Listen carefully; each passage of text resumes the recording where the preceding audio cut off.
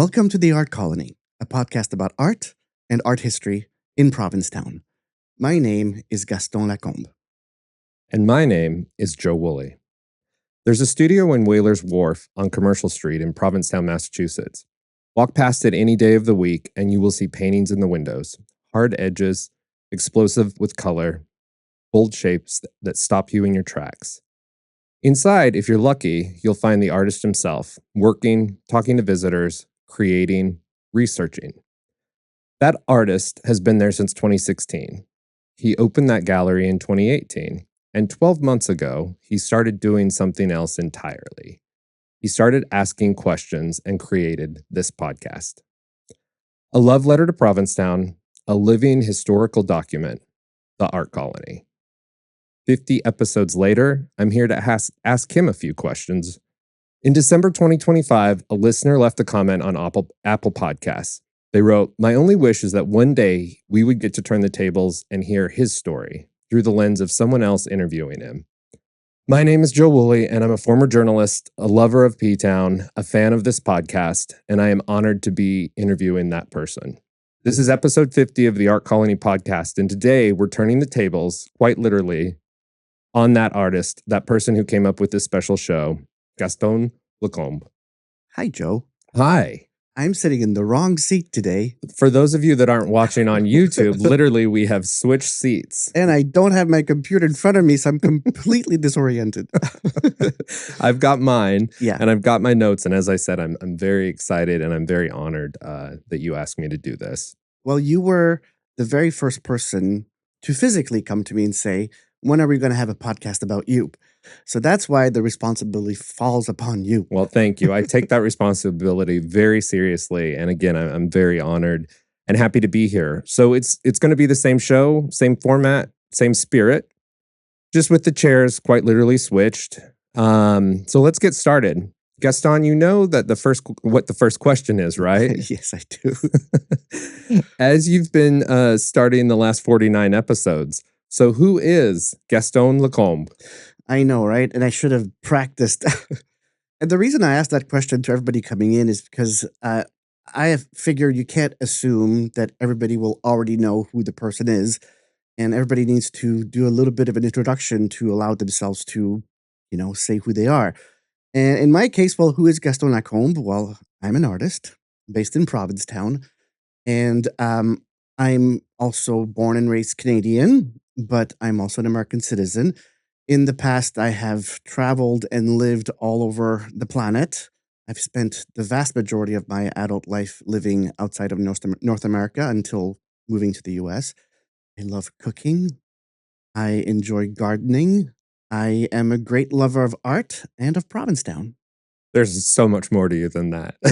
But that is an excellent Well, we have intro. an hour to talk about it. We have an hour to talk about it, and I've got questions to pry information out of you if you don't give it. But one of the things that impressed me so much with this, and you is what a great interviewer you are. You are very prepared, and you are great at just having a conversation with that person. And that's what makes the best interviewers. Let's go back a little further. Most people who know you here and your listeners online know the Studio Lacombe story. They know about Provincetown. You've talked a bit about that. But there is a whole life before 2016 that does not come up very much. History degrees in Ottawa, 16 years in Latvia, newscasting in a language that was not your first. Let's spend more time there. Well, yes, as I said, I was born and raised in the province of New Brunswick in Canada. New Brunswick is the only bilingual province in Canada. So my family, my education, my school, everything was completely in French. However, being in a bilingual province, English has always been part of my life. Most of my television growing up came from the state of Maine. After finishing high school at the age of 17, I went to Ottawa, the capital of Canada, for university. And that's one place where a lot of questions arise because people are thinking, well, did you study art? Where did you get your art degree? It's like, no, I did not. Growing up where I was, it was a very rural place. And there was nothing there that showed that you could be a professional artist. There were no artists. there were no art galleries. There were no art classes. Art was something that was in books. Art was something that was deep in history. Art is something that did not exist physically where I was. So even though I was somebody who was drawing a lot and I was really obsessed by looking at art and learning about art, it never crossed my mind for even a quarter of a second that that could be a profession. So of course, when it came time to go to university and find something to do, I really, I was taking I just didn't know what to do. What I really wanted to do was archaeologist, but my mother really put a big no on that because in her mind, you know, you went to school, you came back home, and you came back home, you found a job at home, and you lived within the family and the community. I mean, who leaves? Who does that? Which was very much the way my family functioned. So archaeologist was not something I could do at home. Um, so I chose history because one of my neighbors was the history teacher at school, and he was friends with my parents. And I figured, well, that's sort of linked, you know, history, archaeology, something like that. And they like Mr. Richard down here, so maybe I'll do history. So yes, I did a BA and an MA in history at the University of Ottawa. I really liked it. I really loved it, but it's not something I was, you know, deeply, deeply passionate about. But it's something that I enjoyed, and it sort of put me on a track where you know it was inertia. Now that I've started studying history, let's keep on doing it. And I went up to the PhD level. I studied also at the University of Toronto at the PhD level. And throughout this whole time, this was the end of the 80s, in early 90s. That's when the Cold War was ending. That's when everything was happening in the ex Soviet Union. It was on the news all the time. And the University of Ottawa had an exchange link with the University of Latvia. And that's how that happened. It was the cool thing. It was the fashionable thing at the University of Ottawa to join the Latvia Exchange Club because you were going to go to the Soviet Union. For those who might not remember living during the Cold War, there literally was half the globe that was shuttered away. There was half the globe that was inaccessible, and that was, you know, the evil people. And all of a sudden, that half of the world opened up, and it was so thrilling to know that, you know, you could go there. So as soon as I was able to gather enough money, because you had to pay for this, and I was not a rich student in any way, I went through the Latvia Exchange Group to Latvia. I joined the group in 1991, really right after Latvia became independent. And I first traveled to Latvia in early 1992. And right away, I was completely entranced, captured, enchanted, whatever you want to use, arriving in this place where it was a completely unknown world with people who were also completely unknown to us, different language, different culture, different everything.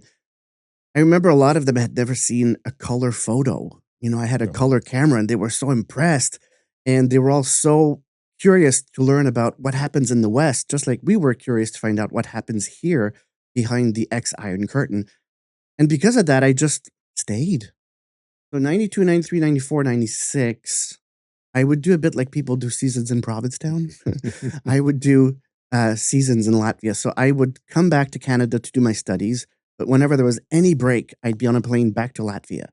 And back then, living in Latvia was extremely cheap. I literally would leave with whatever money I had in my pocket, and I could live there as a complete emperor. It was fantastic. So going to Latvia these first few years, um, I worked in all sorts of odd jobs. I was an English teacher. I was a newscaster in Latvia. I was eventually I worked for the Minister of Defense in the NATO integration office. And eventually, I also moved there and stayed permanently. I kept on going back and back and back until I just stayed. And after I stayed there, I became a school teacher. And after that, I was hired by the American Embassy to run the equivalent of the Fulbright Commission in Latvia. So I did that for 8 years. And then I was hired by the Canadian Embassy to be what basically the cultural attaché. The title was Public Affairs and Public Diplomacy Officer. But my responsibilities were art, history, media, culture, education. So that was my job to represent Canada in that way in all three Baltic countries, Latvia, Estonia, Lithuania. During that time also, I also became the first head of the national LGBT organization in Latvia. Oh, wow. There was no organized LGBT movement in Latvia. Were you out the entire time when you were going over there? The funny thing is yeah, I was. All through the 90s and early 2000s, being gay in Latvia really had it meant it was no big deal. What Um, about back in Canada? yeah, I came out in 1992, so Okay. yeah. Um, but in Latvia, they were like, okay, well, whatever, it doesn't matter. But then American evangelists got in. Mm. And that's when everything started to really go to hell in a handbasket. That's when uh, these ultra radical Christian parties got into government and they started changing the constitution and they started attacking anybody who was LGBT in the public sphere.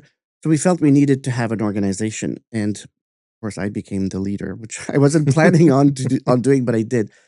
But that was one of the reasons why eventually I returned to North America.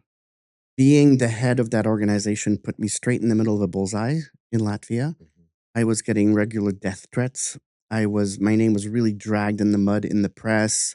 My then husband had suffered multiple situations where there was vandalism or attacks.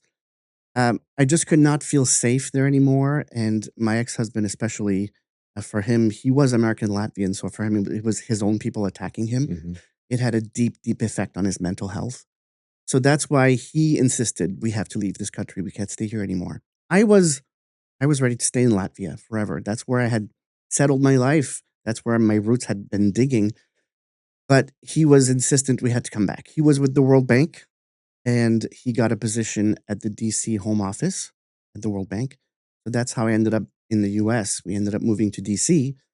And in DC, while I was not an American citizen yet, I couldn't get a job. I didn't have a work permit. Nobody wanted to hire me because I didn't have a work permit. So I went back to school and I did a degree in photography.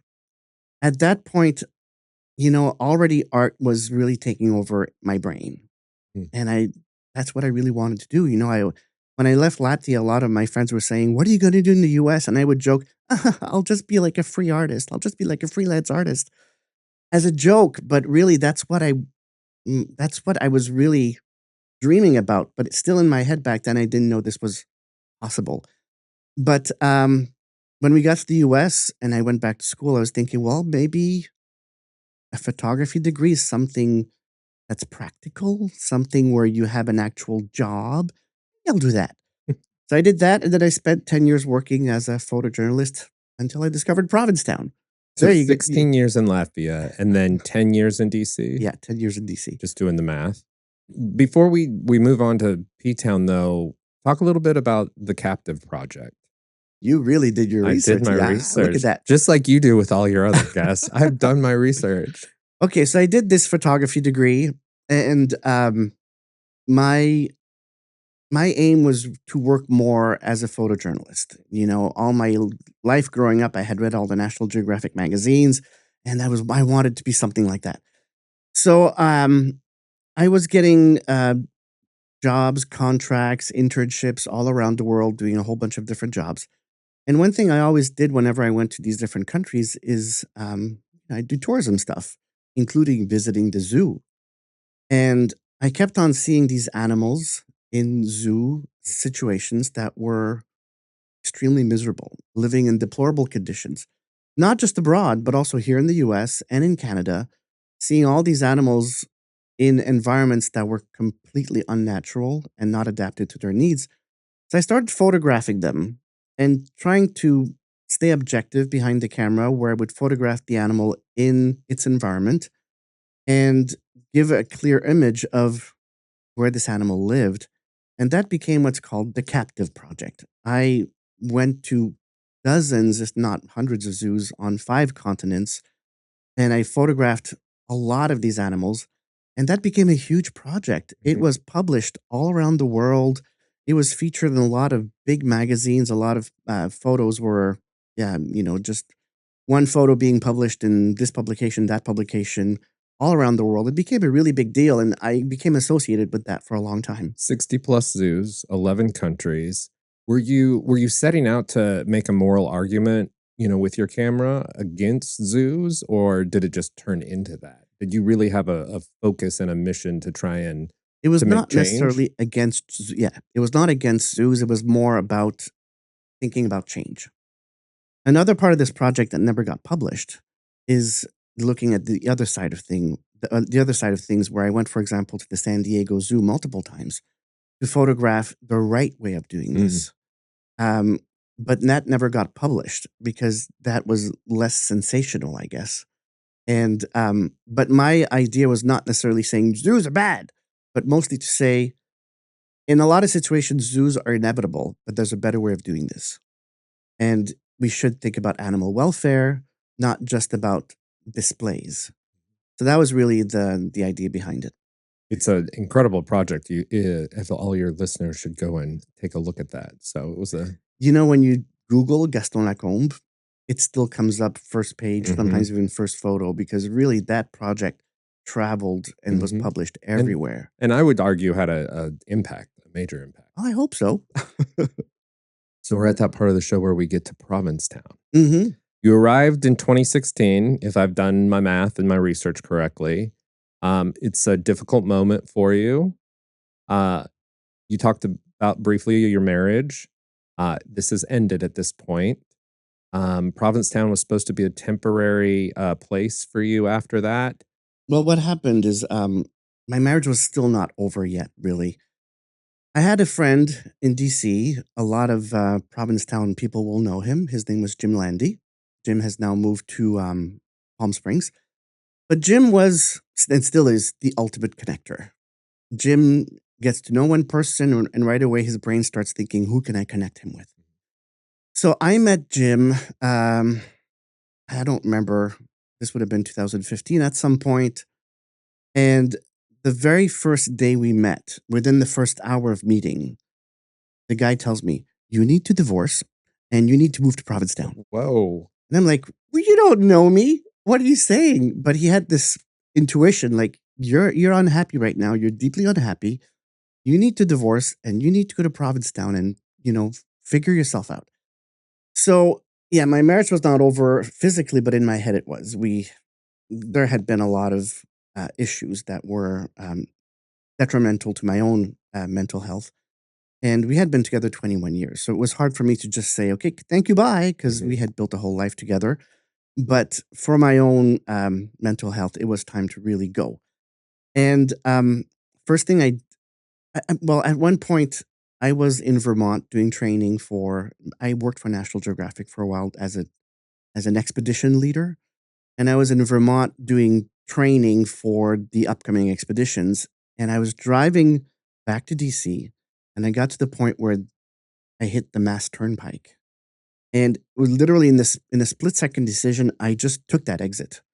And I said, I'm going to go to Provincetown right now. My husband was expecting me at home that night, but I just texted him and said, hey, my training in Vermont's going to be a couple days longer. I'll see you in a few days. But I went to Provincetown, and I texted Jim. I said, Jim, I'm going to Provincetown. Can I be in your house? He said, sure, here's the code. Had you ever been here I had before? never been to Provincetown, nothing at all. So I drove all the way to Provincetown. I was not even planning on coming here. Went to Jim's house, which is sort of behind the Puzzle Me This toy shop, Mhm. Game shop, I mean. And yeah, the very first person I met that same night was Mark Luke, who's a DJ here in town. And Mark said, okay, well, you've never been here before. Let's take you out. And that night was the first showgirls of the season. And on my first day in Provincetown, Mark Luke took me to the Atlantic House where Showgirls was happening at that point. And I experienced that whole craziness that is Showgirls. And we recently had an episode with Ryan Landry, so you can listen back at that one and hear more about it. But that, that queer effervescence, the amount of joy and freedom that existed here was something I had never seen before. And then the second day, I was like, well, let's go see some galleries. I like art. And I remember clearly the first gallery I went to was Cobalt Gallery, which is now the Greg Salvatore Gallery. Mhm. And in that gallery sat Sean Robertson, who is going to show in my gallery this summer. Oh, wow. And Sean Robertson was also a guest on this podcast earlier on.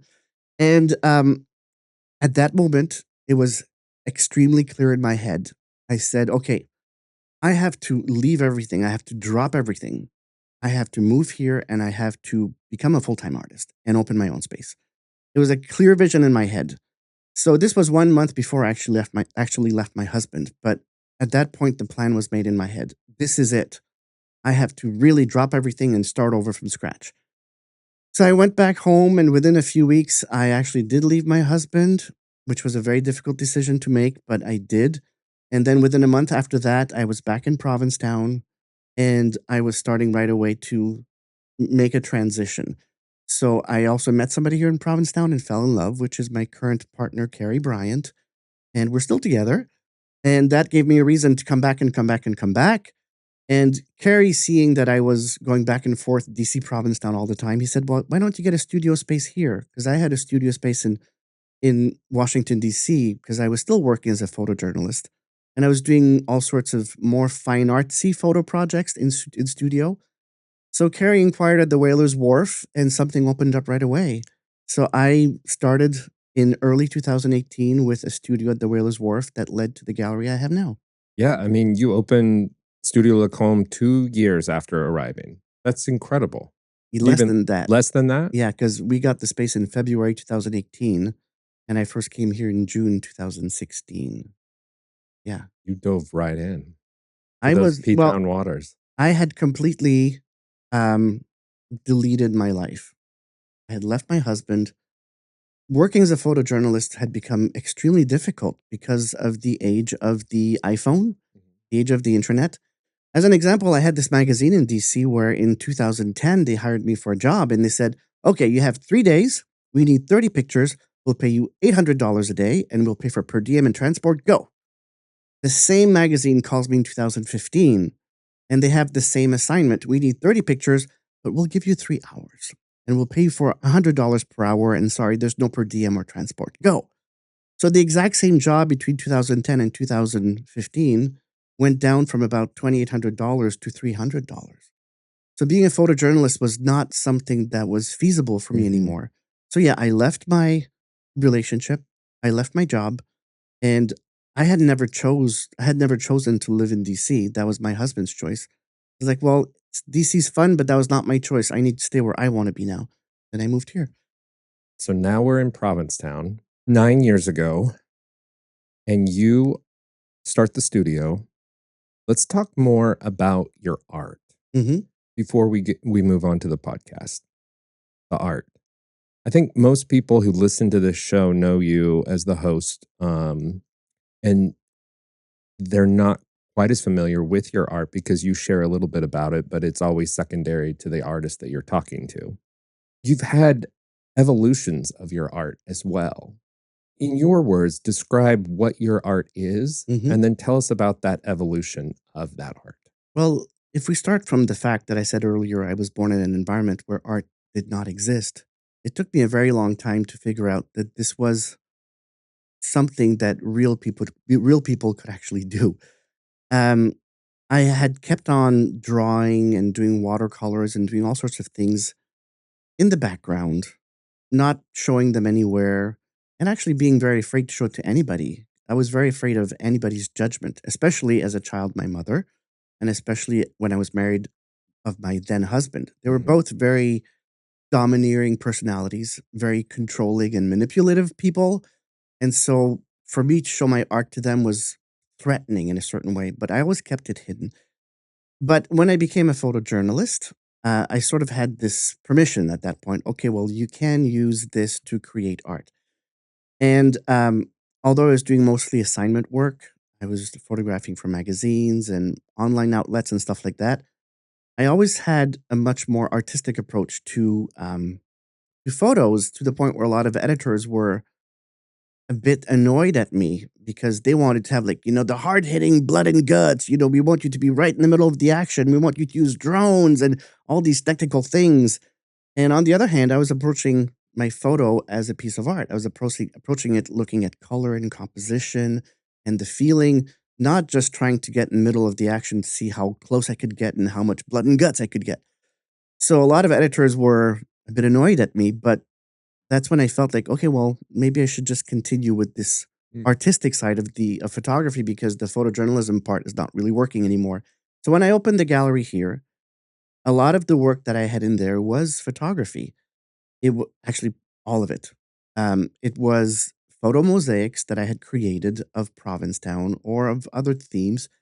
It was photos of the male figure, and at that point, I was drawing on these photos. I was drawing with ink, so creating a whole new environment around the subject in the photo. Did it start just as photographs, or did it start with photographs and other media applied?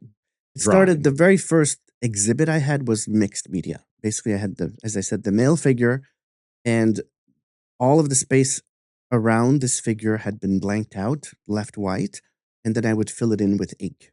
I So would. where did the ink come from? Like, to go from Mhm. photojournalism, taking photographs, there had to have been a part there where you're like, I'm gonna add some paint. I had just gotten a studio in DC, an actual studio space. I was not just working from my basement or from a table in the corner of my bedroom. Had you done it there before you got a studio space though? But that's what happened. I got the studio space and I was photographing in that space and I was inviting models and photographing these models. But at the same time, I kept on drawing in the background, drawing, all sorts of things with markers, with ink. And one day I sort of had this thought like, what if I combined the drawing and the photography? What would happen? Can I even do that? Would that work? Because that was at the time when I was really trying to see if I could make photography work as a profession outside of just being a photojournalist. And I had a close photo friend in DC who had a professional printer and who did a lot of printing. I said, "Is there a way to print your photos on some sort of surface where I could then draw on it and use like markers and ink?" And she said, "Sure. There's cotton paper. You can do that on cotton paper." So the very first time I did that was in 2016. I was still living in DC, and I started to draw on the pictures. And I remember very clearly putting that picture on social media and saying, I just thought, I just had this sort of idea. What if I put my drawing and my pictures together? What do you guys think? And I put it out on Instagram. And the response was grand. The response was strong. People saying, "Oh my God, this looks amazing. Oh my God, I've never seen anything like that before." And that really was encouraging. Like, okay, well, let's do this. So I started to continue doing this, photographing more and more human figures where I would create the environment around them. And when I came to DC, to Provincetown, that's what I was doing. That's what I knew to do. And so that's what I started with. And the very first pieces I sold were of that. So it was photography, but with mixed media in it. You don't have a lot of mixed media now. It is more art, like Yeah, more it's painting. painting now. Yeah, because the And mixed. there's a lot of evolution in there. So I want you to really like Mhm. talk about your eras, to use the Taylor Swift Yeah, version. Taylor Swift is big in this studio run by Chad Rossi. Chad Rossi's the biggest Taylor Swift fan in the world. I might be number two. Oh, okay. All right. But yeah, it started with photos that I had drawn on, but then I realized that ink fades, and I went into a complete tailspin. What do you mean ink fades? Ink disappears Off of off of art because markers, they might be permanent markers, but that's not really uh-huh. meant to stay there forever. So within a few months even of doing some of these works with ink, I was like, "Oh shit, the blue has disappeared, especially blue. Blue, like, evaporates." I was like, "Why is there a white line there? That used to be, like, a deep blue."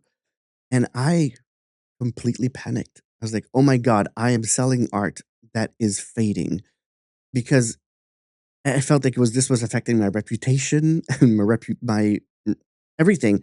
So I started calling all these conservators and art experts, and they were like, "Oh yeah, well if you're using markers, that's going to happen." It. So I said, "Okay, well, I have to switch. I have to switch. I have to use Did you paints." have uh customers, clients that called you and were like, "Hey, Nobody was ever this has. supposed to do this?" Nobody ever has, and hopefully none of them are listening right now. But on the other hand, you can also see it as it's part of the art's It's evolution. true. The art, all art changes with time, and that one is changing in its own way. So I decided, well, I have to figure something out. So I discovered paint markers. Basically, there are markers where instead of ink, it's paint. So I used those a lot. Then I decided, well, let's just use a paintbrush and start doing stuff with the paintbrush. And I started doing the same compositions with the human figure and not just drawing around it, but painting around it. And that takes us to the pandemic. Because all of a sudden, when the pandemic hit, I couldn't work in my studio anymore. So I took everything home, which I called my studio in exile. I was in the guest room. And all of a sudden, I had 3 months where there were no clients coming in. There's nobody looking over my shoulder. There's no expectations. We didn't know even if we're ever going to go back to work. So I said, well, since I have this time, let's try painting for real. And right before the pandemic, I had taken a class with Pete Hawking, who has been on the podcast. Mm-hmm. And during this class, Pete had said something that really hit me hard, and I talked about it on his podcast. He said, what were you doing when you were 7 years old? What were you drawing when you were 7 years old? Because at that point in my life, I felt I had reached, with the work I had been doing with photography and mixed media, I felt I had reached the end of it. I felt like I've done all I can do with this, and then I would just be repeating myself. But yeah, in that workshop, I was trying to push myself to paint, and Pete had said, what were you doing when you were 7 years old? And I was left with that thought right when the lockdown hit. So I went into my studio in exile at home, Mm-hmm. and I just kept on painting. I just kept on trying to find ways to use paint and to transfer my ideas, my design to a canvas with paint. And it's during these 3 months of lockdown, um, listening to a ton of podcasts. That's when I started listening to podcasts also, that I started doing painting. And for another year or so, about a year and a half after the pandemic, I still had some mixed media photography work that was trickling in, coming to an end. But by, I think, 2022, all my work was only paintings. And I'm extremely happy doing what I'm doing now. Working as a photographer in many ways is so stressful, especially if you work with the human figure, because at least in my case, I always pay attention to the way the person that I represent feels. So if that person came to my gallery and they were on my wall and they were not happy with it, then I Mm-hmm. was not happy with it. If a model will say, "Well, don't use that picture," I was like, "Well, that's the best one. Well, don't use that one." I wouldn't use it, but I would feel sad about it. I really hated the stress of having to take the opinion of others about making art. And as a painter, then I don't have to ask anybody's permission. Can I use this picture? Do you allow me to paint on this? I could just do it very freely. And also, in many ways, I grew older. I'm now 54, going on 55. Let's just sing it. I am 54, going on 55. And, the attraction of just photographing gorgeous men it became like whatever. It was less of a need for me. It was less of a need for me to sort of explore the queer side, explore the voyeuristic side. And it became more about expressing other feelings than just the desire that was in my previous piece of art. Sure, you evolved. Mm-hmm. Your life has changed. Your vision had changed, and you wanted to do something new. And it's evolution. You've talked to past artists on this podcast about that, how their work evolves over time, and um, I love it when you all talk about that. And you've shared where, well, you're not. Let's see, what's the quote? People come into the studio and say, "Oh, you're not doing what you used to do, or that doesn't look like the art that I think of you with." Talk about that evolution and how that's been, uh, how that's made you feel and It made me feel annoyed. Oh, so annoyed. I feel in many ways when people come to Provincetown and they fall in love with Provincetown, they don't want anything to change in the Provincetown they discovered. Mhm.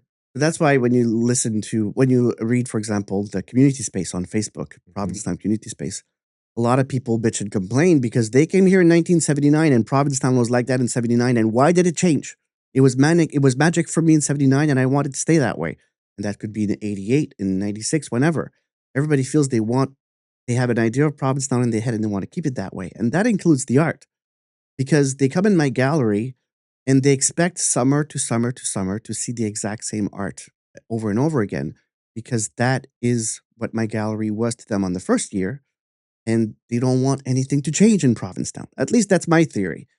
So a lot of artists in Provincetown have understood that. And they made a lot of money that way because there's one painting that was a big success. So every summer they recreate the exact same paintings, the exact same themes, and people come back and they love it because nothing has changed and it's all the same and it's reassuring and it's comforting. But I'm not like that. And so when people come into my gallery and they go, "Whoa, what a complete shift," I feel deeply insulted because I'm thinking this is not a shift. It's a natural evolution. A shift would be if I all of a sudden would turn around and be like a performance artist. That's a shift, Right. but not going from one image to a slightly different image. Um, that's still on a canvas, that's still flat. Um, I feel that sometimes people find comfort in things that don't change, while I find comfort in always trying to evolve and revolutionize who I am and what I do. People that buy your art. Have you found that you've had some that they no longer buy a A few, piece a few. because they were drawn, and that's a personal choice for them. They're drawn to something you did earlier versus what you may be doing now, and that's just their taste. Yeah. It doesn't reflect on what you're creating. That's just their personal. Yeah, no, there's definitely been a few where they come in and they see I see the disappointment on their faces. Like, oh well, I guess we have a different direction now. So yes, it has happened, but honestly, my clientele keeps on growing every year. Last year, I had a record number of transactions in my gallery, so it keeps on growing. You had someone just literally snatch something you had just finished off your desk That happens. yesterday, I just heard. That happens. I wouldn't say regularly, but a few times a year, and that's one of the advantages of having a studio slash gallery. You're Because working right there. yeah, because when they come to my gallery, it's also my working space. They see works in progress, and usually I have more than one piece that I'm working on at the same time. And it happens at least 2 or 3 times a year that people come in and go, "What are you working on there?" Mm. I go, "Well, it's not finished, but it's gonna look like this, and, this is gonna be that color and this color." And they go, "Okay, well, I want it." And I go, "Well, it's not finished." And they go, "Well, reserve it for me." And that's happened many, many times. So what happened this week is I was working on this piece on my desk, small piece, and these were returning clients. They came in and they said, "Well, we bought this one piece last year, and this would look great with that piece. So when you finish it, just let us know." And I said, "Well, it's going to be finished by tomorrow." But they came back and they bought it and another painting too. There you go. So yeah, these are fantastic clients. I love to see them returning. Do you take commissions? Rarely, but yes. You have done some. If it's something that I am ready to do, meaning if people come and say, "I have this vision, I want you to do this," it's like, well, that's your vision, it's not mine. Um, if they say, "Okay, well, I've seen this painting and that painting and that painting, and I'd like something similar, but maybe um, with more blue in it." Okay, well, that's something I would do anyways because it's already you're looking at my paintings, you see my style, you see what I created, and you want the same thing but in a different color. Okay, I can manage that. So yeah, when I was working with photography and I was working with the human figure, I did have more people coming in and say, "Well, I want you to do me like that. I want you to take pictures of me and put me in that art piece." But now that it's all paintings and there's very little in there that's human, although there's a bit in the last collections I did, there's a bit of human presence. Um, it depends very much on what they ask. The best commission I ever had, somebody came in and said, "Okay, well, I need something that's how much was it again? 10 feet long and 2.5 feet wide, and you can do whatever you want. Go." It's like, damn. So yeah, Yeah. I just had to figure out how to get a canvas that big, and then I just painted whatever I want. And in his house, he built a special alcove specifically for that size, 10 feet tall, 2.5 feet wide. And my painting is there now. And regularly, I hear people coming in and say, "Oh, I went to so and so's house and I saw your painting. It's Yeah. fantastic." You're recognized now when people walk in. I mean, you do have very recognizable art, I feel. Yeah, I'm happy about Like, that. when you walk Yeah. into a house or a room, you're like, "Oh, that's a Gaston." A lot of people struggle with that. How will I stand out as an artist? And how will I have a style? Because, whenever you go to art school or art classes, whatever, there's always this idea that you have to develop your style. And for me, it came through literally decades of drawing and doing watercolors and stuff in hiding. Mhm. if you look at all the work I was doing when I was young, I still have drawings that I was doing when I was 5 years old, 7 years old, 10 years old. It's very similar to what I'm doing now. You can see a through line from stuff you did as a kid to now. Yeah, it's strong lines and strong colors and color fields. And of course, not all the works are like that, but I can see from that moment already my attraction to strong lines and bold colors Mhm. and working in color fields. So I have a lot of people coming to me and say, "How did you develop your style? And how can I develop my style?" I had a cousin come to me recently and she sent me a whole bunch of her paintings. She said, you have such a distinct style. How can I do that? And I said, "Well, it's not something you actually do. It's something that just reveals itself over time. You just have to keep on painting. You just have to keep on working. And the more you do, the more you'll establish patterns and comfort zones and um, artistic and aesthetic things that you like. And this will come with time, but it doesn't come by just saying my style will be this. It comes by working so long that eventually the style develops into what it is, develops itself." So let's talk about that style. One of my favorite things that you do with guests is say, so what do you do? How do you do that? Phil Jimenez, when he talked you through how he crafts a comic book Hmm. page. Trevor sharing that it's just literally oil paint and a palette knife. There have been many others that have shared how they create their art. Share with us how you Okay. create your art. Yeah, and that's a question I get all the time in my gallery because people expect, they'll get in a gallery where there's a painter, they expect the stereotypical, you have a paintbrush, you just go at the canvas and you Hmm. dabble and move things around. And no, I often say that I don't paint a painting, I construct a painting. So first thing I do, I take a canvas, and if I remember, because I often forget, I will do a very nice thick coat of gesso on it. Gesso is basically a base layer you put on a painting so that the paint can adhere to it.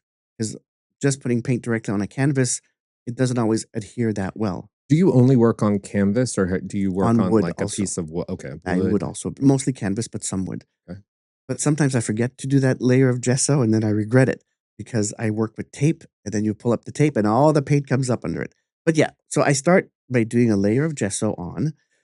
Then I start usually drawing directly on the canvas, With a often pencil. with the pencil. The idea of the upcoming painting is clear in my head. I'm one of these people that I can see images in my head very clearly. I know exactly what things will look like before I even start. So Where do you get that inspiration? the inspiration comes from what I answer my clients because I get that question 10 times a day. I said the inspiration comes from just being here because it comes both from the natural environment that I'm in, but also it comes from the extremely rich historical legacy that we have in this town. A lot of my paintings are influenced by other works that were done by other artists in this town in the past. But they're also influenced by paying attention to light on water, paying attention to patterns that I could find in the dunes, or looking at the interaction of beach umbrellas on the beach. So I start drawing directly on the canvas, and if I'm going to do a beach umbrella painting, well, I start right away with the compass and measuring all the angles, and I draw it on. After the composition is fully drawn, I have hundreds of little color swatches. These are every single color that I use, or that I've mixed, or that I can function with. And I take all these swatches out and I start planning. Okay, well, if I'm working on these beach umbrellas, this one, okay, I want it to be more blue. So I'll take out all the blues and then I start putting in yellows and reds or whatever. And I choose a combination through my color swatches and then I color code everything. So every single color field, every single space that's been drawn on my canvas gets a code. And I just know these codes by heart. I know sometimes they're letters, sometimes they're numbers. So I just have to look, and I know that number 9 is cerulean blue. I know that RS is raw sienna. I know that LPH is light phthalo green. I just have these clear ideas in my head of what these codes are. So I code the whole thing. And sometimes, especially if I work on my paintings, which are based on ships in a harbor, these are extremely intricate. And sometimes there's thousands of color fields, but each one of them gets a little code in it. And I do that to make sure I don't end up with color fields that overlap. Now, this is on the canvas. This isn't on like iPad where Directly you on the can like canvas. easily map this out and delete it if it goes wrong. This is on the I canvas. draw directly on the canvas, That's and there's actually incredible. very little erasing going on because, as I said, I see the image in my head. I know exactly what it's going to be. I just have to transfer it from my brain to the canvas. And it's all color coded, and then basically it becomes color by number. And I use a lot of tape in my compositions because it is a hard edge technique, which means the color fields have hard edges. And I have tape for straight lines and also tape that's flexible for curved lines. But I still do a lot of curves and circles freehand. Sometimes it's just easier to skip the tape. Mhm. And so, yeah, then I start working, and the drawing and color planning process can take anything from a couple hours to 3 days, depending on how large the composition is. And then the painting process, it's a very long, tedious thing. And that's why I listen to a lot of podcasts when I paint, because at this moment I'm just constructing the painting. It's all planned out. I don't have to think about it. I'm not thinking about the painting. I'm thinking about filling in the information that I already put on the canvas. So I listened to a lot of podcasts at that time to keep my brain occupied. And at the end, well, you have a finished composition. And sometimes little paintings, like even ones that are 6 by 6, will take me just as long as those that are like 24 by 24 inches, depending on how intricate they are, depending on how much color I have to mix, depending on a whole bunch of factors. You mentioned hard edge. That's the type of painting that you're doing. And in a previous episode, you talked about Nassos Toughness. and how he was a hard edge painter here, and you had this connection. You got so excited. Have you found more? Is that something that this podcast has brought you? I was Finding more work like what you're doing? I was going to teach a class at the museum on hard edge painting, but over the winter, registrations were down in art classes, and I didn't get enough people, so the class didn't happen. But because of that, the museum gave me digital access to all of their archives of the collection, and I went through all the paintings they have in the collection and picked out a bunch of paintings that were sort of in the hard edge spirit. And there were a lot of them. There's also, for example, Ross Moffat, who's a well-known Provincetown painter who did a lot of his paintings in color fields. There was Naso Stuffness, and there was a few others. Oh, Fritz Bultmann also worked a lot in color fields and hard edge. And for me, that was encouraging. I get so many people who come to my gallery and say, "Well, this is not Provincetown at all." And in their head, Provincetown art is what came from the Charles Hawthorne tradition. Charles Hawthorne, who was working in the Impressionist style, and that's what he was teaching here, and that's a tradition that kept on going. But then in the 1930s, you have Hans Hofmann coming to Provincetown, and Hans Hofmann was here through the 30s, 40s, 50s, um, maybe also the 60s, I don't remember exactly. But he was all about expressing yourself on canvas with whatever shape you're going to put it there. Very abstract, very much based on the impact of color and impact of shapes. And through Hans Hofmann, that's how you had all the big names in 20th century art come here. Mark Rothko, Helen Frankenthaler, Lee Krasner, um, Jackson Pollock, a whole bunch of big names in art came to work here in Provincetown. So there is a strong tradition here of modernism, of working with strong colors, of working on impactful compositions, and not just trying to work on natural themes with an impressionistic style. So yeah, when I saw the work of Naso Stuffness and a few others, it was sort of emboldening me. Like, oh yeah, you said this is not Provincetown. Well, I'll show you Provincetown. And I have this idea in my head. Maybe I should not declare it in public, but maybe one day when I finally have time, I would really like to curate an exhibit at the museum, Mhm. which would be about exploring line and color in Provincetown art history, where I dig through their archives and find these paintings that are more in a tradition of hard edge, color fields, and impactful lines and colors. Maybe at the moment I'm a bit overwhelmed, but He's got a maybe lot in going time I'll on. do it. That sounds amazing. What other hard edges? You use tape. What are Mhm. other painters using for a hard edge?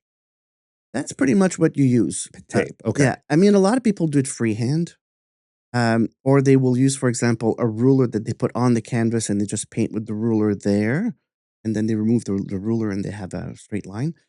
But I'm pretty much self-taught in that technique. I Oh, did look up a few things on YouTube. YouTube is fantastic. Any question you have on technique or color mixing or whatever, it's there. For example, I have learned recently with Elspeth Slayer to do gel plate printing. I was just going to ask about the new thing you're playing with that I saw in your studio. So, Gel plate printing. And yesterday I was trying to do something which I know you can do because I've seen it in other gel plates, but I couldn't figure out how to do it. I just went on on YouTube and looked at a dozen videos, and then I accomplished it. And I wrote Elspeth. I said, "Oh my god, I did it!"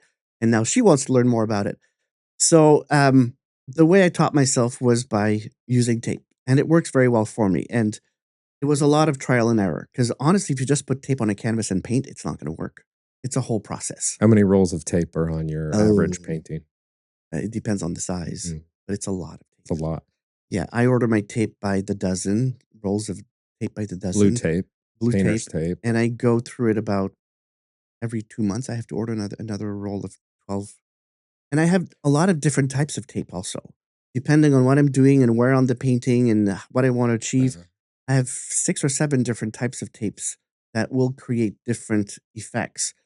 And then there's also working with sealant to seal the edge to make sure that because the canvas is not a flat surface, mm. it's a weave. If you put paint on it, well, the paint's going to seep through the weave under the tape. So I figured it out, and it's working for me. We've talked about you need to make some type of sculpture with all the blue tape that you peel off your paintings because we walked in and we're like, oh, he's doing a different form of art. Yeah. Yeah, sometimes I end up with a big pile next to me because I'm painting, I'm in it, I'm in the zone, and I don't have time to, like, put it in the garbage can, so I just tape it on the edge of my table, and sometimes by the end of the day, I have something that's, like, 2 feet tall. How do you know when something's finished? I mean, with the way you work, it sounds like you know when it's finished when your design is Exactly. completed. Yeah. You're not like adding a happy little tree over here and a little cloud over Mhm. there. And that's a question I get very, very often in my gallery because that's something people are used to asking artists. But that would apply mostly to artists who are working, with um, more in the impressionistic style, as I said earlier, with freehand brushes on the canvas.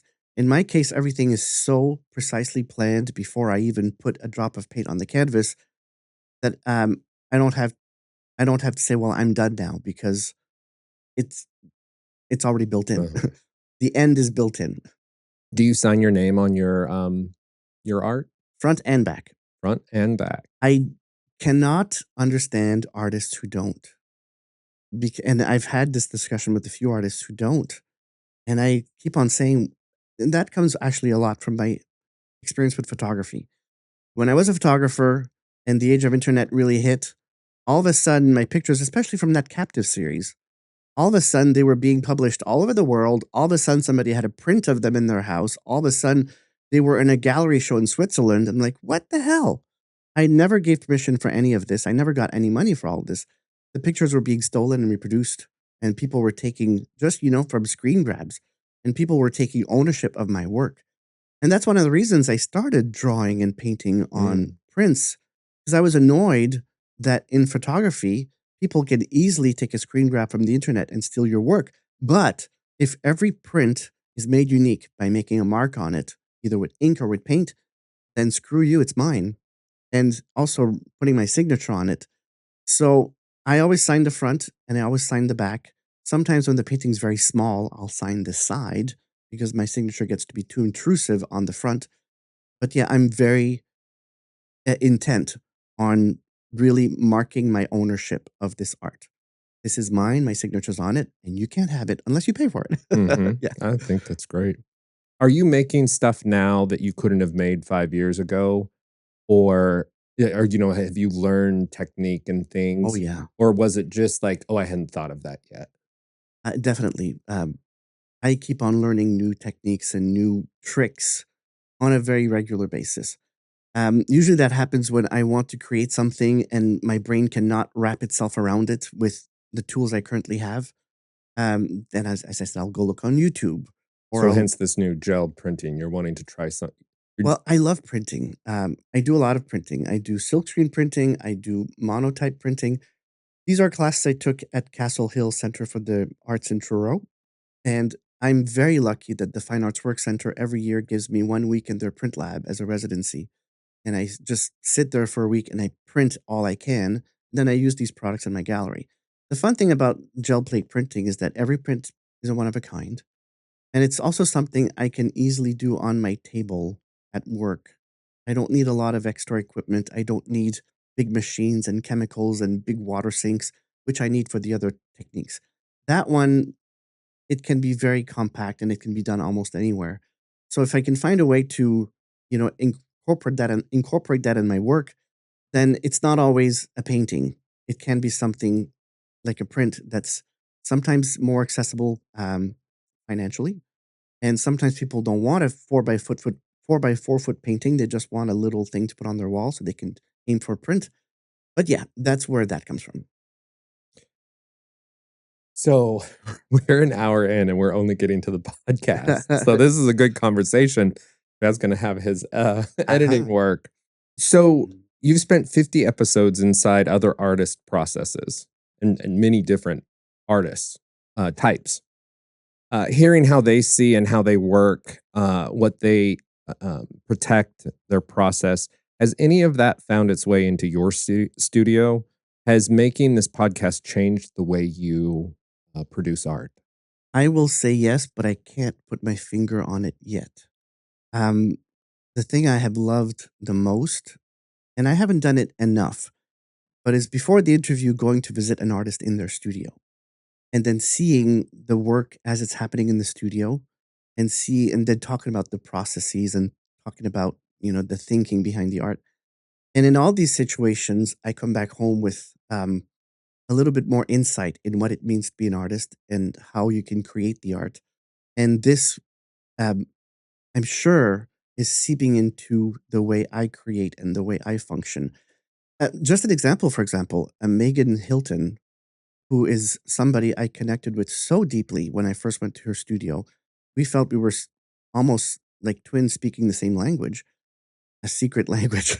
And she was talking a lot about how she gains inspiration from work coming from historical artists, from other artists. And I had done work in the past that was inspired by Marston Hartley, who spent a lot of some time here in Provincetown. And I almost felt guilty thinking that, well, it's inspired by Marston Hartley. Is it really mine? Yeah, I don't want to steal his work. But then talking to Megan and sort of ideating through the process of gaining inspiration from others really gave me confidence in saying, hey, you know what? This was inspired by Marston Hartley, but it's uniquely mine. And I'm very thankful for Marston Hartley and what he did. And I'm very honored that I can continue it. And seeing the way she was working with historical artists and incorporating that into her artist statement and into her work really gave me more confidence to do the same. And now I have this sort of ache to learn more about other artists who are in Provincetown to see how they might imprint on me and eventually lead to, evolution in my work. But yeah, I think a lot of the answer to this question will be clearer in maybe 4 or 5 years. It's hard to know right now what will exactly change my way of working. Well, that brings us to this podcast. We've talked about the person and the art, and now we're going to move on to the podcast. But before we do that, it's that part of the show where you usually do your thing. So the floor is yours. Oh, yes. As a reminder, please follow us on Instagram at The Art Colony Podcast. And if you would like to support the podcast and help keep us on the air, you can do so at buymeacoffee.com. You can go there and do a search for The Art Colony Podcast, and you can leave us a little tip. And thank you to all of those who have helped us up to now. There, I did my spiel. You did your spill. Buy me a coffee. You're Yeah. going to buy me a coffee? Yeah, sure. All right. I want to take us back to the beginning. Episode 1, August 5th, 2025. You walked in here alone, no guest, just you and a microphone. And you talked for 40 plus minutes about the history of this town, about the Pilgrims and the Portuguese fishermen and the whaling area, and Charles Hawthorne and Eugene O'Neill, and what it meant for Provincetown to become the oldest continuous art colony in the United States. And at the end of that episode, you said something, and I want to hold you to it. Okay. You said, I have a great curiosity about this place. I want to learn more. I'm hoping to learn more through this podcast by talking to people who know more than I do. But you also said something else. You posed a specific question you could not answer. You asked, how did Charles Hawthorne know to come here in 1899? Who told him? You said the information was not complete. 50 conversations later, have you found that answer? I'm trying to remember now who answered that question for me. Somebody on the podcast, I can't remember exactly who now, did explain to me how the idea of art colonies was very popular in Europe in the late 1800s, and that was taken to North America. And Charles Hawthorne had been going to art colonies in the Northeast, and he had gotten this idea of, making his own. And from there, he had heard from other people about this cool place called Provincetown, and he came over and started the colony here. And another point, that episode was recorded actually in May of 2025, because I recorded episodes for 3 months before releasing them. And that first time I sat here with the microphone, I was I was nervous, but I was excited. And also the microphone kept on falling down because I didn't know how to work a lot of that technique around here. And I panicked because I was like screaming, Chad, Chad, because he couldn't hear me in the control room back there. But if you look on YouTube for the whole episode, I'm holding the microphone with my hands. So I learned how to do it now. I don't have to worry about it anymore. But that was launching a fun journey. After 50 conversations with historians, artists, and people who have been here since the 1970s, did you learn what you hoped to learn, or did the podcast take you somewhere you didn't expect to go? Yes and yes. I always find it fascinating to talk to people who were here in previous years. Because remember, I said earlier, everybody comes here at a time and they discover Provincetown as a magical place, and they want that to stay. They want that. They want to keep the magic from that time. So that's why when a lot of people come here, I ask them about their first time in Provincetown. I want to hear what the magic was for them. What is it that captivated them and wanted them to come back and again and again? I love hearing these stories. I love hearing about businesses that have come and gone. I love hearing about characters who have come and gone. And it really enriches my whole perception of this place. So it's a fun conversation to have. I really loved hearing Bert Yarborough talking about the Fine Arts Work Center in the 70s. That was really fun to hear because right now we think of the Fine Arts Work Center as this big, globally important arts center with people coming from all around the world. But when he talks about how scrappy it was in the 70s and how people had to deal with, less than ideal living conditions, but they still were pushing through it and making great art. Yeah, that was great. I didn't expect the Fine Arts Work Center at that time to be as scrappy as it was, but it's great to see how it has evolved and how it's become, a global center of art excellence. You said you started this because 70 hours at the gallery were keeping you from the community you moved here to be a part of. Has that worked? Are you more connected to Provincetown now than you were before you launched? Or has it just added more work to your plate and you're No, working harder? the connection is undescribable. I feel this podcast has changed everything for me. To try not to get emotional now, but in 2023, I went through a very difficult time. My mother passed away. I had a full-on burnout. I was working too much, and I was trying really hard to keep up with the crowd in Provincetown. I sort of hadn't fully yet realized that I'm not a tourist in this town. So every week there was a new group coming in, and I was trying to be, with it and go to tea and go to the beach and try to meet all my friends. I had a complete burnout. So after that, I kept on thinking of different ways for me to interact with this town, different ways for me to still meet people, still get the fulfillment and nourishment I need from this town, but without burning out. And as I said, I listened to a lot of podcasts. So that was already in my head. And at that time, I had two close friends who started their own podcast. It was here in the same studio, the Circle podcast. It was Tim Bish and Eric Beaumier. They did that podcast for 1 year, and I was close friends with both of them. And that's when I sort of had this realization, well, maybe I should do a podcast too. And for me, it was both to honor the tradition of Provincetown art and honor the history on which my whole career is built.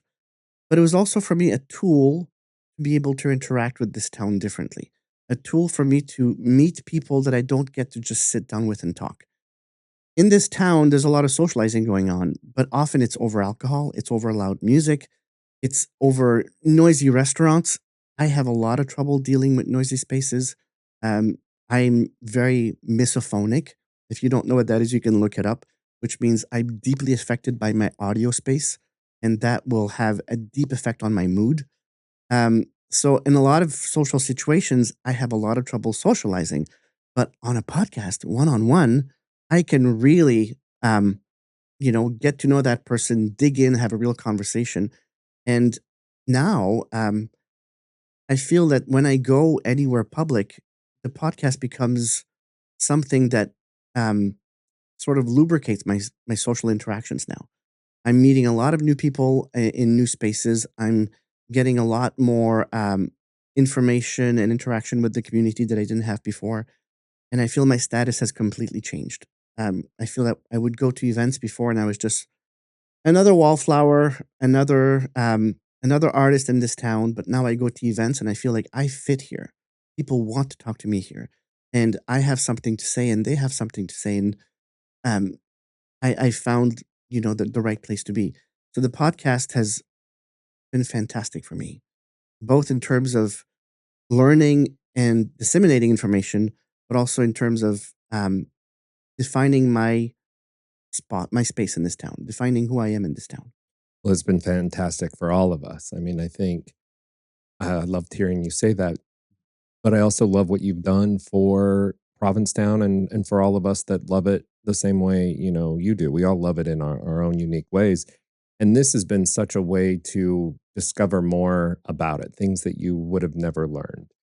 Um, I remember those first few episodes about the history of the art colony and just like it was just incredible. And you really, I mean, you've made a special community, and I think you're the heart of that community, and you are really good at doing your research to interview those people, to grow that community, to grow that perspective and that history, and you're really good at talking about it. Um, and I just wanna thank you because it's been incredible. You've created a special community around Thank this. you. Well, one thing I want to add about that, another reason why the podcast exists is because I had been hearing too often by too many people the art colony's over. There are no more real artists in Provincetown. Somebody came to my gallery about 2 years ago saying, I remember when there were real artists in this town. And, you know, another podcaster from this town had went viral last year for saying something like, this town has gotten so expensive. Nobody who's a self-respecting artist can live here anymore, and everybody's left, and there's nobody left. I was like, the- what the hell is wrong with you? Mhm. You're talking about your experience. You're Yep. talking about you. This is not the colony. And so it was sort of a mission of mine to put it out there that all the naysayers on community space and on There's a others lot. and on other spaces who just say things like the art colony is over and there's no more artists here, you are so wrong.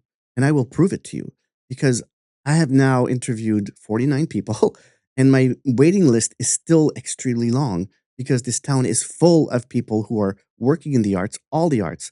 And it's a colony that is thriving and it needs global attention. And I hope I can help with that. Well, I love that you, feel that you're more connected now. You definitely have connected so many to the history and the legacy of Provincetown. What's the most moving thing you've witnessed as a community member, because you've started this show? Not an interview, not a conversation in this studio. What did you see or attend or experience because of the podcast that has really stuck with you or changed you or that you've been proud of? Well, the first thing that comes to mind is something that happened in the studio. Working with Marion Roth, who I think she said she was 80, going on 81, and hearing her perspective as an artist in her senior years and saying that, when you're young, you keep on thinking about what am I going to do next? What's my next series? What's my next trip? What's my next? And then you get at her age and you have to moderate these thoughts. Will I have a chance for a new trip or a new series? So she was saying, because of that, I live a lot more in the now. Mhm. And she said the sentence, I'm looking back, but I'm also looking forwards. And that was a deeply moving um, reflection on what it means to be an artist as you age. Um, Outside of this studio, well, I think the one thing that has moved me the most is when people make the effort to come to my gallery just to tell me, I love your podcast. And that means so much to me. And just to know people are listening, and people are listening and they feel so good that they will come to my gallery to tell me about it. That often really touches me deeply. Is there an episode that stayed with you the longest after the conversation in here? Have you gone home and thought about something, days later? Every single person I've interviewed, I have re listened afterwards to the podcast for at least 3 to 5 times. Because often when I'm Hmm. doing this and I'm talking to them, my mind is so focused on keeping the ball rolling that sometimes I will miss details or I won't remember details. So when I re-listen to the episode, often I gain some wisdom that I had sort of forgotten or glanced over the first time around. So everybody gets multiple listens afterwards from me. What's been harder than you expected? Not a specific guest, the work itself. What does the show ask of you that you did not anticipate? You've spoken a little bit more about Social media. how present you are during the interview. Yeah. You also study very hard before, Hmm. and then everything that comes after you actually do the interview. Yeah, the for me the toughest part is what comes after the interview. I really enjoy doing the research and finding out and preparing my questions and having fun with trying to get like the fun questions for the speed round at the end and stuff like that. And doing the interview itself for me it's a huge thrill to do it. But afterwards, Chad edits all the episodes and he sends me the edit and from there I create clips for social media. And that's a whole half day of work just listen to the whole episode, trying to figure out what are pieces that can be highlighted on social media without giving away too much, uh, ways to hook the people to come in or to leave suspense, and then I have to create 5 clips every week for every episode, and then remembering to put them on social media. There are some days where I go, "Oh damn, I forgot," so I have to put them on. Um, so that's a lot of work that I was not anticipating, but you need to do that. Otherwise, nobody will know you exist. You Yeah, need to be on social media somehow. a lot of work. It It's a is, lot of yeah. hustle, Hmm. and then you have the gallery as well. It really is astonishing. It's mind blowing. I'm so in awe of Thank everything you. you're doing.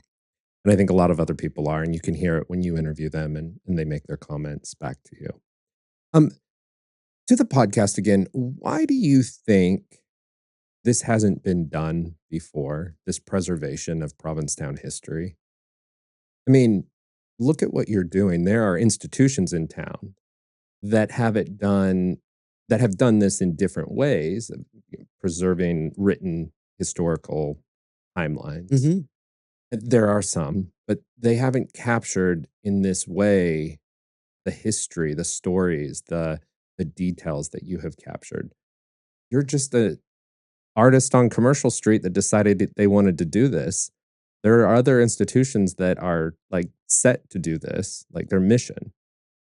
But you've done it and it's created such a huge impact and it's going to live on in perpetuity, this history that you've documented. Have you thought about that? Absolutely. No, I'm very aware that other people and institutions are doing similar things. The Arts Foundation of Cape Cod has a podcast too. And at WYMR, Jeanette de Beauvoir, who was one of my guests, also has a regular um, talk interview show podcast. So there are others doing it as well.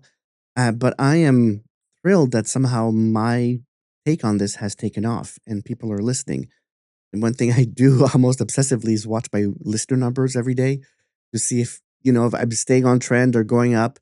And at the moment, the numbers keep on growing, and I keep on having people listening from faraway countries that I never heard of. Um, I think in a lot of ways, um, what maybe makes my podcast different is my background as a historian, my background doing research in these things and having a deep interest about it and knowing how to talk about it and present it and also inquire about it. And also in my training as a historian in university, I did a lot of classes in oral history, which are all about how to interview people to get long answers out, not just a yes or no answer. And also, when I was working as a photojournalist, I did a lot of video work where I had to interview a lot of people. So I have these skills that have developed through multiple jobs in the past. And maybe that's why I guess I can weave a story that keeps people's attentions and it's creates something that's worthwhile to listen to. I hope so anyways.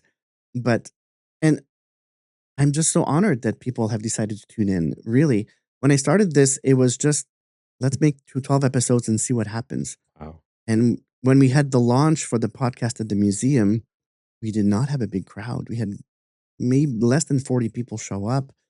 And we were worried, but I kept on telling Chad, I was telling my producer, Chad Rossi, no, I think this will have an audience. I think this will reach the right people. And with every new episode, we're reaching more and more. And I'm so happy about that. And I'm so honored that people are, tuning into my show. It's great. So I want to ask about something um, I have not heard you address directly in any episode I listened to. You haven't talked about it today yet, but you're a gay man. You're documenting a queer town. I think this is one of the few places in the world that queer actually works for an entire community, the people in it, the place. You covered Marion Roth and the AIDS crisis that took place here. You've covered Regina Binder and her projects to put LGBT historical markers on places that mattered to our community here. There's a lot of them.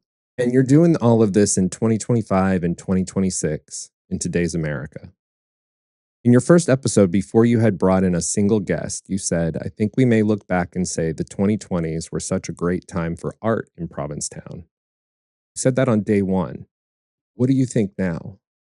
Well, I think that's what I'm really shining a light on. And that was a reaction to this other podcaster or the people on Community Space saying the art colony's over. I was like, no, you are full of beans. This is a thriving colony. I'm going to shine a spotlight on it. I'm going to show you that there's great stuff happening here right now. Stuff that you will not see in New York. You will not see in Los Angeles. It's happening right here. So um, that's something that I was really aiming for. And on the queer side, there's another podcast that had been doing episodes about Provincetown, not a local podcast. And they had been interviewing local artists and gallery owners for a few years. They did just a few episodes a year. And in all these episodes, the word queer or gay or LGBT maybe twice came up over the space of about 10 episodes. And it was always, by the way. So oddly enough, this same podcast interviewed me last week. And for the whole interview, it was queer, queer, queer, queer, queer, queer, queer, queer, queer, queer. That's all I said. You cannot overlook the fact that in this town right now, in this art colony, the vast majority of people who are artists, gallery owners, and work in art institutions, they are queer. What is driving the spirit of this art colony right now is in large part the queer community. And I will not be silent about it. I will not be diplomatic about it.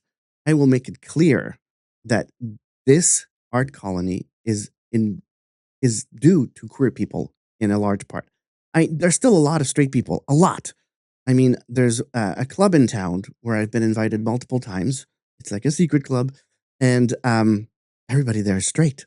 So there is also huge amounts of straight artists and people working in the community, but nowhere in the world we have this type of queer presence that's making this type of impact. Nowhere in the world. So that other podcast, when they interviewed me, it's called the American Art Collective. You can look it up. I really made a point of being very clear about the fact that this is a thriving art colony, but you cannot put aside the fact that this is a queer art colony as well. Not that it's exclusive in any way, but queer people are really the beating heart of it. It's some crazy times right now, and art and Provincetown are more important than ever. Let's look forward. 50 episodes in, a live 1-year anniversary event coming up. You've got potential sponsorships, maybe a grant or two you're considering applying for. Oh, I already got two. All right. And there's more out there, I know. You just gotta keep looking because 'cause you've got an incredible product to apply for those grants with. Yes, somebody has to pay Chad. Somebody has to pay for the studio. That's right. Because It yeah, does cost money. it does. And Chad has this amazing studio, the Provincetown Recording Studios, with a lot of equipment that cost him a Mhm. lot of money, and with 2 rooms to record in. So when he took me in, it was for free. But I can't do that eternally. So I have been using all this grant money to pay for Chad, helping him to pay for the rent and the equipment, and keeping a little bit for my own research and development. But yeah, I need somehow to compensate Chad for his amazing help and support and work in maintaining this podcast. So, the live 1-year anniversary event, tell people about that. We are planning to have it on July 21st at the Commons. It will be a live audience recording. We'll have a few guests in front and we'll be recording an episode and taking questions from the audience and marking the 1 year since the launch of the podcast. And a lot of it is still in the works right now, so it's hard to say more details, but I'm looking forward to it. And I'm very thankful for the participation of the Commons and also of the Provincetown Art Gallery Association, which will co-sponsor that event. Is there a gap in 50 episodes that bothers you? A voice or story you feel you owe an audience? My partner keeps on saying, "You need to do something on poetry." And it's hard for me because I don't read poetry. And it's not because it's not good or I don't see it as worthy, but it's not something that I'm automatically attracted to. And so for me to do an episode on poetry, I feel like I wouldn't really know what to ask. Oh, I think you would come up with plenty of questions to ask anybody. Yeah. So, yes, that's one thing I haven't touched at all yet, and something that I feel is a big part of Provincetown history with Mary Oliver, with Harry Kemp, with a lot of other authors who are here right now also creating poetry. Um, Thinking of Andy Toll, for example. Andy Toll, who's a painter now, but he first came here as a poetry Mhm. resident at the Fine Arts Work Center. So maybe in time, I'll find a way to get a poet here or somebody who knows about poetry and do an episode, but it hasn't happened yet. And I'm very conscious of it. How, how do you find your guests? And also, how do potential guests find you? Is that an option? Usually, well, I made a long list of people that I feel would be great guests on the podcast. Some I know, some I don't. A lot of them are people I know already, so it's just a question of texting or email or finding them on Facebook or Instagram. Those that I don't know, it can be a bit more stressful, and I've had multiple situations where I have to send email after email after email. But I eventually always reach them. A few of them has said no.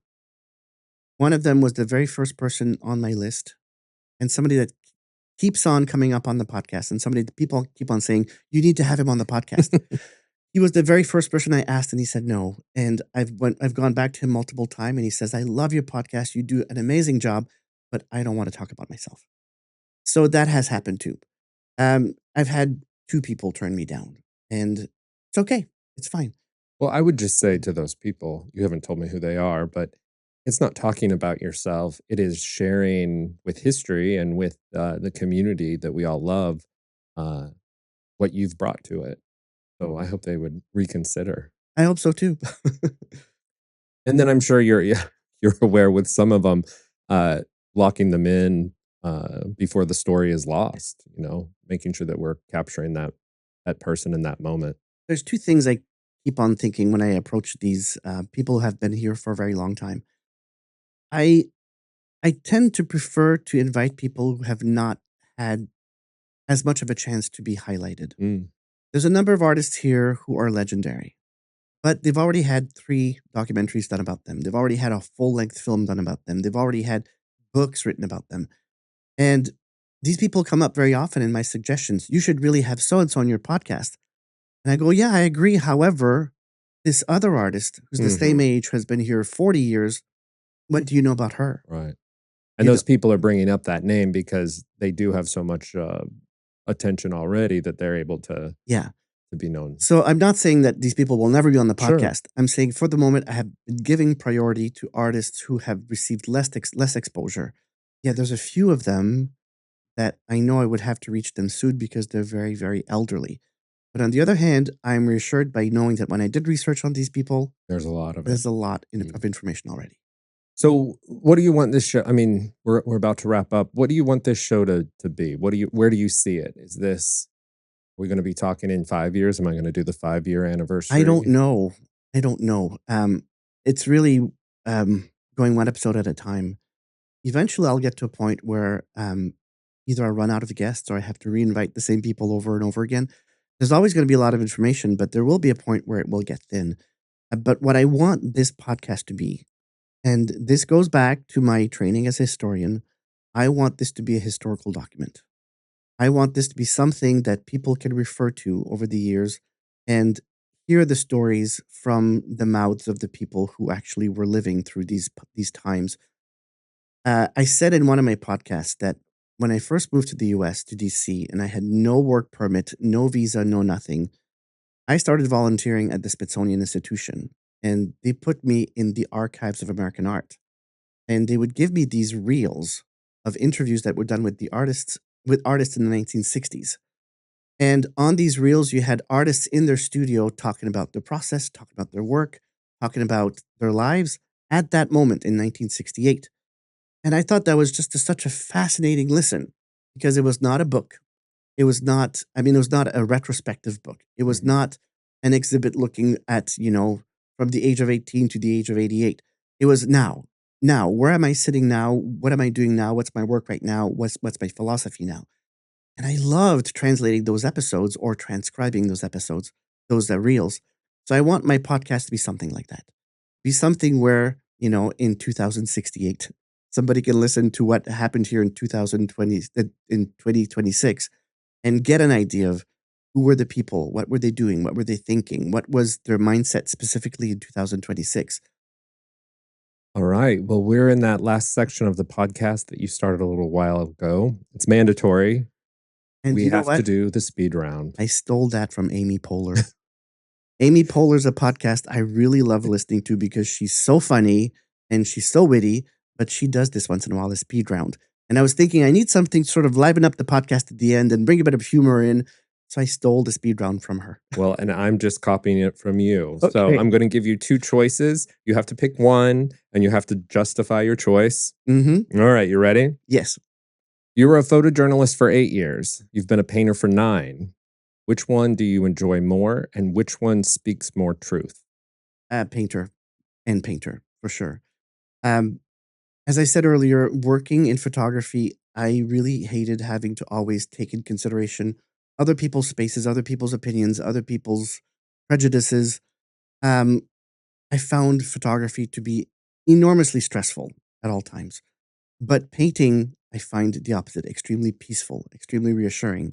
And when I take photos, I often felt that I was constrained by what the assignment was or what people were hiring me for. So I felt the photos were not necessarily talking about my truth. Mm-hmm. Sorry, I have an accent sometimes. But in painting, it's something that I'm creating in my own time, at my own pace, with my own intention. So I feel that's much more true, and I much prefer doing that. Herring Cove or Race Point? I think I'd say Race Point. First of all, I don't go to the beach. Okay, well, so neither. I don't lie down in a towel and get fried on the beach. I did that for a while, but I discovered it's really not me. I hate having sunscreen in my eyes. I hate having sand in every single crevice. And I always feel like I'm wasting time. I could be using that time, even if it's just relaxing at home, better. But Race Point, I drove for the dune tours for a while, and I really enjoyed with the dune tours going to Race Point at sunset. I remember once I had this group of lesbians. They were all in their late 80s. They had been friends for like 70 years. They had all gone to school together or something. And they wanted a bonfire and a dinner by the beach after the dune tour. And as I'm preparing the bonfire, literally 50 feet from us, a whale surfaced. Oh. And to the point where we could feel and smell the spray in the air. And that was such an amazing experience. It was so close. That's not something I think you can get at Herring Cove, but at Race Point, because it's much deeper, you can. So yeah. And whenever I go to Race Point, I want to see a shark too, but I've never seen a shark. I'm a Herring Cove fan. Yeah. So that's where we do our bonfires and Hmm. watch the sunset. So Yeah. yeah. Making art or talking about art? I probably would say making art. For me, that's such a catharsis, making art. And it's, um, even though it's a lot of work, I'm really at peace when I do it. But I love talking about art. I love talking about um, art history and characters in the past. And almost all the podcasts I listen to are about art history. And as I said, when I met Megan Hinton for the first time and we started just going off about art, I felt like I was lifting off the ground because it was so great to have a great Mhm. conversation about art. But if I had to choose just one, I would say making art. You probably wouldn't have this if you didn't have the other. Yeah, Latvia or Provincetown? Which one had a bigger impact on you? they both had a fantastic dramatic impact. But as I said at the beginning, the reason we had to leave Provincetown was because homophobia was. Latvia. Sorry, we left Latvia because Hopefully, we homophobia. never have to leave No, Provincetown for homophobia. homophobia was really strong. Now it's changed a lot. As I said, we had formed this organization. We were 16 friends. We formed Mozaika, which is the Latvian and LGBT organization. Um, it was a rough start. I mean, a lot of vandalism and attacks and stuff. But now, which is 20 years later, yeah, 20 years later, that organization is one of the strongest LGBT organizations in all of Eastern Europe. A lot of my colleagues from then have become heads of international or global LGBT organizations. So we started something great there. Things are changing. Latvia now has official partnerships, not marriage yet, but partnerships. And a lot of people I worked with back then and a lot of people I mentored when I was there are now really the vanguard of the LGBT movement in Latvia. So it's changing. But uh, being in Provincetown and never having to think about that, Yeah. never having to think about where am I? What am I doing? What am I saying? Who am I with? Is this a safe place? What time of the night is it? Right. Um, that frees up so much brain space. It frees up so much brain energy. Yeah. You just get rid of all these self protection mechanisms, and I think that's where a lot of the magic of Provincetown lies, I think is it that it rewires your brain. totally is. And so, yeah, if I had to choose Latvia or Provincetown, I would definitely choose Provincetown, but I'd like to visit Latvia more often. Yeah. I would choose Provincetown as well. I'm Nashville half the year and Hmm. here half the year, and been in Nashville 26 years, but this is home. I'm a wash ashore and just working to get here full time. And I think there's a magic, and I think there is this acceptance that makes that magic possible, Hmm. where you feel safe. And I already know this answer to the Okay. last question. In the Liz Carney episode, you said, if I die, when I die, I want the buffet to be all pies, savory pies and sweet pies, Hmm. just pies. So, pies or brownies? Pies. Of Pies. course. But as I Yes. also said in that episode, I really have to watch my sugar intake. I'm not diabetic, but on my father's side of the family, a lot of people are hyperglycemic, and sugar has a huge effect on my mood, on my level of awakeness. When they had the French bakery in Wellfleet, which is very sadly closed now, I would stop and get something there, and afterwards I was in a complete coma for half a day because of the amount of sugar. So yes, I adore sweet pies, but I probably would be better with just the chicken pot pie. Last question. You open every episode by asking your guests to tell their story. You spend the whole episode holding the space for someone else. Today, you sat in that chair instead. And what was it like to be the one answering? I think it was a lot less stressful than being the one asking questions. I felt it was much easier to be present and um, be cognitively active because I didn't have to think of what's the next question. Do I have to come back to this hook? And did I do this justice? Do we have to return to that?